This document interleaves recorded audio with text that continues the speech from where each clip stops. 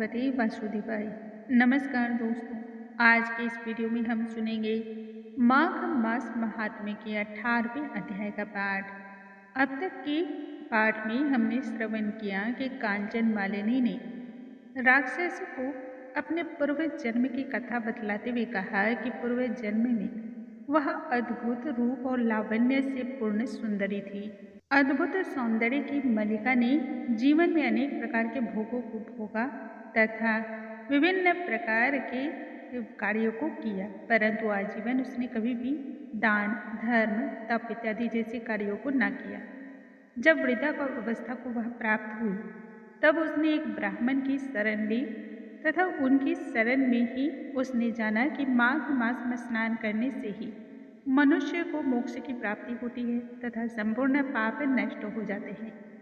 इस माघ माह के महत्ता को जानने के पश्चात कंचन मालिनी ने माघ माह के स्नान के नियमों का पालन किया। कंचन मालिनी आगे उस निशाचर से फिर कहती है कि माता 3 दिन ही संगम में स्नान करने से ही मेरे सभी पाप नष्ट हो गए तथा मैं पार्वती की सखी हूँ। इस बात पर निशाचर ने अपनी व्यथा को बतलाते हुए कहा कि पूर्व समय में मैं काशी में वेदों का ज्ञाता था तथा उच्च कुल ब्राह्मण के घर में मैंने जन्म लिया था। मैंने जीवन भर किसी भी प्रकार का कोई दान धर्म नहीं किया, बल्कि मैंने सभी से दान धर्म लिए हैं। इसी प्रकार से मृत्यु को प्राप्त हो गया और विभिन्न प्रकार की योनियों में जन्म लेते हुए अंत में 10वीं बार मैं राक्षस की योनि में जन्म लिया हूँ। तुम्हारे दर्शन मात्र से ही मेरा चित्त शांत हो गया है, सो हे भद्रे मेरा कल्याण कर दो।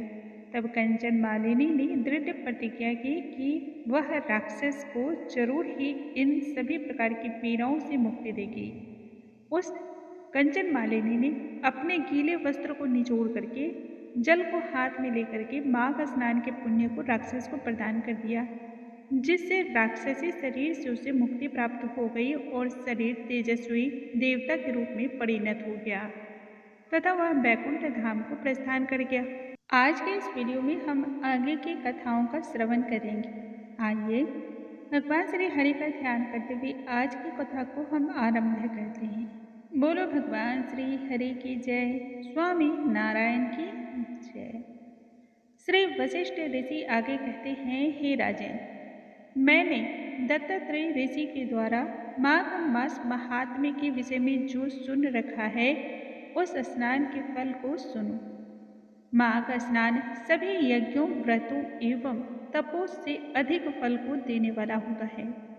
माघ स्नान करने वाला मनुष्य निश्चय ही स्वर्ग लोक का अधिकारी हो जाता है तथा अपने सभी कुलों को वह तार लेता है। जो व्यक्ति माघ मास में सूर्य उदय के समय ही नदी में स्नान कर लेता है, उसके माता पिता की कुल 7 पीढ़ियां तक स्वर्ग को प्राप्त होती है। माघ स्नान करने वाला यदि दुराचारी हो या फिर बुरी से भरा कुकर्म करने वाला मनुष्य भी हो, तब भी उसे पापों से मुक्ति मिलती है। इस माह में श्री हरि की पूजा करने वाले मनुष्य को सदैव ही पापों से मुक्ति मिल जाती है तथा देव के सदृश उसे शरीर की प्राप्ति हो जाती है। यदि कोई आलस्यवश या भूल चूक से भी माघ मास में स्नान कर लेता है, तब भी उसके सभी पाप उसी क्षण समाप्त हो जाते हैं। ठीक उसी प्रकार से जैसे गंधर्व कन्याएं राजा के श्राप से भयंकर कल को भोगते हुए लोमेश ऋषि के वचन से माघ में स्नान करने मात्र से ही सभी पापों से छूट गई।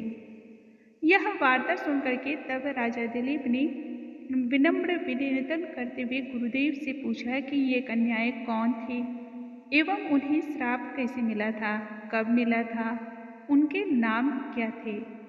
ऋषि के वाक्य से कैसे श्राप वह मुक्त हुई, उन्होंने किस स्थान पर स्नान किया था, सो मेरे मन में बहुत अधिक इस बात को लेकर जिज्ञासा हो रही है। मेरी इस जिज्ञासा को शांत करें।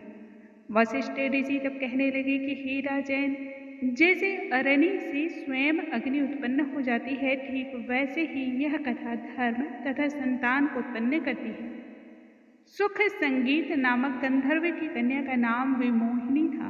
सुशीला तथा स्वर वेदी की कन्या का नाम शुंभरा, चंद्रकांत की कन्या का नाम सुतारा तथा सुप्रभा की कन्या का नाम चंद्रिका, ये 5 एक समान आयु वाली थी तथा चंद्रमा की कांति के समान थी। अत्यंत ही सुंदर और शीतल इनका रूप था।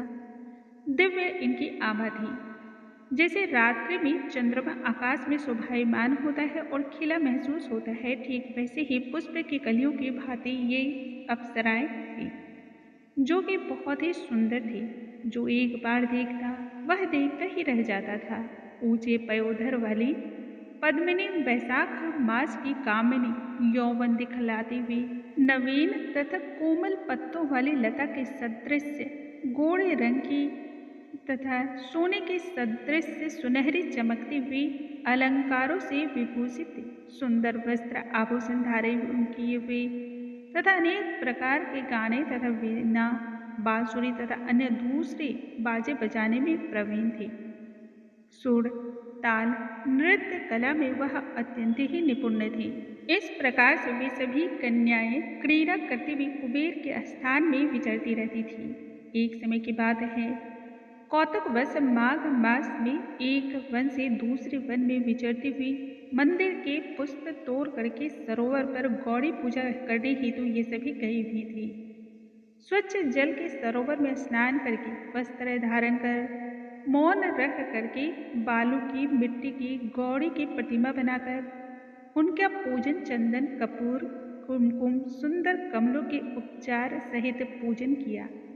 ये पांचों कन्याएं वहां पर सुर ताल के साथ नृत्य करने लगी तथा ऊंचे स्वर में सुंदर सुंदर गीतों को मंगलगान गाने लगी।